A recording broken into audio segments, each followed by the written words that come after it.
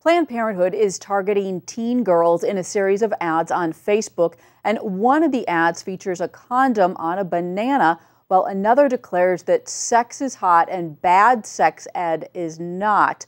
Conservative blogger Elizabeth Johnston, also known as the activist mommy, has slammed Planned Parenthood's Sex is Hot ads directed at teen girls, calling them disgusting and immoral. She joins us now via Skype. Elizabeth, thanks a lot for joining us. Hi, Heather. It's a pleasure. Tell me, how did you first learn about these Planned Parenthood ads that are targeting teen girls on Facebook, and what are they trying to convince the girls to do?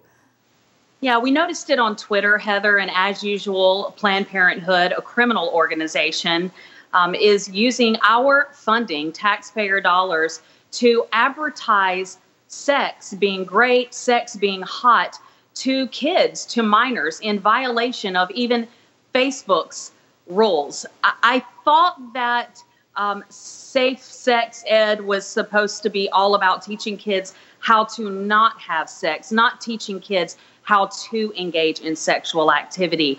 Parents never intended for their taxpayer money to go toward teaching kids by a criminal organization which profits off of girls getting pregnant so that they then go to that organization to get their birth control and their abortions. Parents never intended for their funds to be utilized for these sorts of purposes. And you said the ads are violating Facebook rules. Inform us of how this violates Facebook rules. Yes, there are Facebook rules that prevent you from advertising sexuality, just wholesale advertising sexuality to youth, to minors. And that is who Planned Parenthood was targeting. Because of new Facebook rules, you now have to register political advertising in such a way that the public can actually have access and see what it is you're advertising and who your target audience is. And so someone revealed, after gaining access to this information, someone revealed on Twitter where Planned Parenthood was targeting these ads to minors, and that they were targeting selling sex to kids. And again, Planned Parenthood profits off of kids having sex. That's why we started the Sex Ed Sit Out movement this year, which grew into a global movement across 4 countries, because parents are livid to learn that Planned Parenthood is actually in our public schools on the taxpayers' dime, teaching kids how to have sex and how to sodomize one another. Well, it's such a controversial area. We also know that some of the ads are encouraging people to sign a petition against abstinence-only programs. Tell us about the opposition to abstinence-only curriculum. Exactly. Planned Parenthood and social Marxists on the left have created this false narrative that abstinence doesn't work, and that abstinence education doesn't work, and they're lying, and they have created this narrative, and the left continues to parrot this talking point.